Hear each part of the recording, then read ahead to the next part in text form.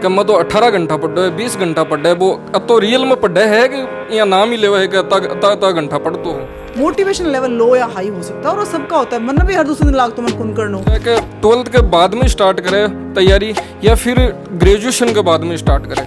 ते जब कुछ बन जाओगा तो माँ आपने क्यों कुन देगा, सिवाय एक प्राइड गए, उनको आप पे गर्व होगा। आपका मोटिवेशन कहाँ से आता था? आपके ऐसे कोई आइडियल? मैं बोलूँ मैं भाई तेरा मुंह कौन बड़ा है तो क्या मुंह ने उकास आओ जना बड़ेगो तो आप घर जैसा तो दुनिया का ही कैसी और डिप्रेशन को सो बड़ो क्यों पढ़ना चाह रहे हो, एक जवाब तेरा अंदर में होना चाहिए। स्टूडेंट जब जुड़े तो बन कहीं कहीं तैयारी करनी चाहिए कि साबू तैयारी करनी चाहिए। राम राम, आप देख रहे हो जलको। आज आप मुक्ता राव जी के साथ में हाँ एक राजस्थान की एक यान की शख्सियत है जगह ना आपने पहचान की कोई ज़रूरत को नहीं है। राजस्थान के मायने RS 2018 के अंदर फर्स्ट रैंक आया ये आगे। स्टूडेंट जब जुड़े तो बन कहीं कहीं तैयारी करनी चाहिए कि साबू तैयारी करनी चाहिए। तो इस सवाल को उत्तर यही है कि पहले तारा अंदर या मोटिवेशन आना चाहिए कि तन RS की तैयारी करनी है और RS बढ़नो है। तन क्यों बढ़ना चाह रहे हो एक जवाब तारा अंदर में आना चाहिए। अया नहीं कि घर का खेदी हो लिए बन रहा हो, बढ़िया लाइफ पार्टनर मिल जैसी सगाई बढ़िया जैसी लिए बन रहा हो, या समाज में एक भीड़ चाल रही है कि चलो RS की तैयारी करनी है लिए कर रहा हो। जो तारो मोटिवेशन है, जो तारो ट्रू रीज़न है RS की तैयारी करने का, वो अंदर में आना चाहिए। जब आप तेशोर हो जाओगे हाँ RS बढ़नो है, उनके बाद में तैयारी करने के लिए थाने सिस्टमेटिक प्रोसेस को गुजरना पड़ेगा। एक मायना आज एक दौर चल है कि टाबर पढ़ता रहे, घर का को ज़्यादा प्रेशर रहे और ब्यू बच्चों है कि डिप्रेशन के मायने बहुत जल्दी आवे। तो ये डिप्रेशन छुटकारा के लिए कोई बच्चा के लिए या फिर माँ बाप ने यान को कहीं करना चाहिए या फिर अध्यापक गण यान को कहीं करे कि बच्चों ये डिप्रेशन के सेशन दूर रहे या डिप्रेशन दूर रहे। पहली बात तो यार मैं मामले में ना एक मारवाड़ी की कहावत बोलूँगी तने। मेरी बड़ी भाण है, वह बाठे पर चटनी बाटा है लहसुन की एकदम लाल चमचमाती और दबादब गासिया ले भी चटनी के सागे। मैं बोलूँ मैं भाई तेरा मुंह कौन बड़ा है तो क्या मुंह ने उकास आओ जना बड़ेगो। कहने का मतलब ये है कि यदि ते तैयारी कर रहा हो तो डिप्रेशन का ख्याल कद आया जब तक फ्री टाइम है ते तारो टाइम टेबल ही आया को बनाओगे तक फ्री टाइम रहे ही नहीं। फिर अपनी सराउंडिंग यानी तेरा आसपास जाएगा लोग हैं, सिर्फ उन लोगों को अपने आसपास रखो जो बहुत पॉजिटिव हैं। तीसरी बात, सबसे बड़ा मोटिवेशन माँ बाप के सपने हैं। ते जब कुछ बन जाओगा तो माँ बाप ने क्यों कुन देगा, सिवाय एक प्राइड गए, उनको आप पे गर्व होगा। वो गर्व की फीलिंग को आज के दिन विजुलाइज करो, याद करो, सोचने की कोशिश करो कि हाँ जब मैं कुछ बन जाऊँगा तो मेरे माँ बाप कितने खुश होंगे। उसको जब याद रखोगे तो आप कभी डिमोटिवेटेड नहीं होगे। और डिप्रेशन हम नाम ले लेते हैं, डिप्रेशन थोड़ा सा मोटिवेशन लो होते हैं, हम कहते हैं जिसको डिप्रेशन में चला जाएगा।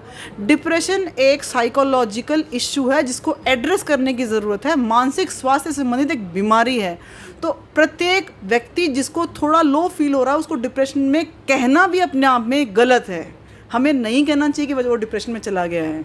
ये तो सिर्फ एक मेडिकल प्रोफेशनल कह सकता है कि हाँ इसकी जो करंट स्टेट ऑफ माइंड है वो डिप्रेशन है। हाँ मोटिवेशन लेवल लो या हाई हो सकता है और वो सबका होता है। मन भी हर दूसरे दिन लाग तो मन कुन करनो, फिर मैं सोचती नहीं दुनिया क्या कैसी सो क्यों छोड़ छाड़ कर इतनी बड़ी नौकरी छोड़ करके और तैयारी करने लगी और अब कुने हो रहे हो, तो फिर दोबारा हिम्मत जुटाते और फिर काम करते। ये दुनिया के खेसी ई को कहीं करो जाए। कोई भी टाबर खटाऊँ निकले घराऊँ निकले जना पहली चोट भी मन में ही आवा अगर आपा कुछ नहीं बनया तो आपा घर जैसा तो दुनिया कहीं कैसी और डिप्रेशन को सो बड़ो कारण हो जाए। ये बात ना अगर ते यूं सोचोगा ना कि भाई ना दुनिया कहीं कैसी ए बात के लिए सो क्यों करना छोड़ दूँ तो गलत है। ए बात ना ते पॉजिटिवली लो ना, ए बात के लिए तो पॉजिटिवली यूँ सोचो कि हाँ मुझे दुनिया को करारा जवाब मेरी सफलता से देना है, तो आपको मोटिवेशन फील होगा। और तो अगर यूँ सोच लो कि अरे मैं कुछ नहीं बने हो तो कहीं कैसी, तो ये समझ लीजिए कि आप फिर गर्त की तरफ जाना शुरू हो गए हैं। मैंने तो इससे पॉजिटिविटी आती थी कि अरे नहीं ये तो करना ही है, दुनिया को अपनी सफलता से जवाब देना ही है कि मैं कभी भी कुछ भी कर सकने की क्षमता रखती हूँ।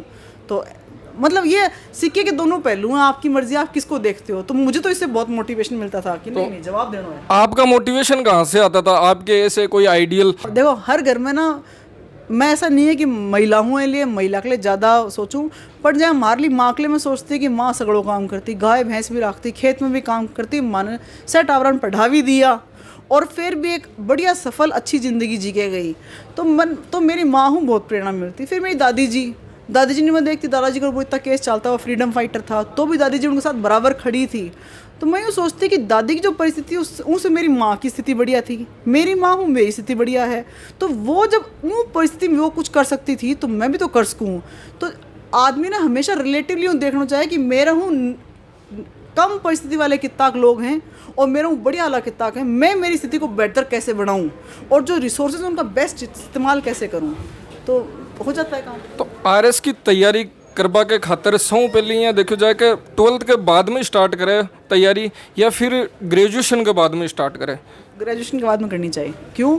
क्योंकि जब तक मेच्योरिटी लेवल ही को नहीं हुआ है, ग्रेजुएशन जब सरकार ने, शिक्षाविदों ने ग्रेजुएशन को एलिजिबिलिटी क्राइटेरिया कहा है तो कुछ सोच के ही कहा होगा। दूसरा, कम से कम 20-21 साल की जो एज है वो मेच्योरिटी इस नाम से भी ला देती है आपके अंदर कि आप किसी एक निर्णय पे स्टिक रह पाएँ, कंसिस्टेंसी कर पाएँ। तो मैं तो यह मानूँ कि हर व्यक्ति ने ग्रेजुएशन अच्छे से कर लो। अच्छे से का मतलब यहाँ नहीं कि BA वाला टावर जाए कहीं करें, मतलब with all due respect to all the streams. जी हाँ, प्राइवेट तरीका कर ले का अपनी कॉलेज तो जैसी हुई। तो बी जो ह्यूमैनिटीज़ का टावर में क्या करें, 1 वीक सीरीज लिया हुए, एक हफ्ता पहले हम पढ़ लें और परीक्षा दिया हुआ, तो उनका कॉन्सेप्ट क्लियर क्यों नहीं हुआ। तो मेरे कहने का मतलब ये है कि जो जिस भी स्ट्रीम में आप ग्रेजुएशन कर रहे हो उसको अच्छे से पढ़िए, वो आपको आरएस के एग्ज़ाम में या किसी भी एग्ज़ाम में हेल्प करेगा।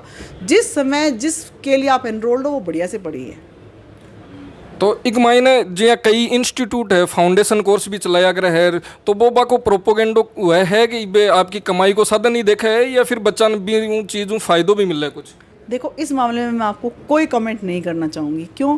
क्योंकि जो इंस्टीट्यूट फाउंडेशन कोर्स चला रहा है, जिस विषय में इससे संबंधित सवाल आप उन्हीं से पूछिए कि किस प्रकार से हेल्प कर पाएगा वो बच्चों के लिए, या जो बच्चे वहाँ पढ़ रहे हैं उनका इंटरव्यू लेके पूछिए।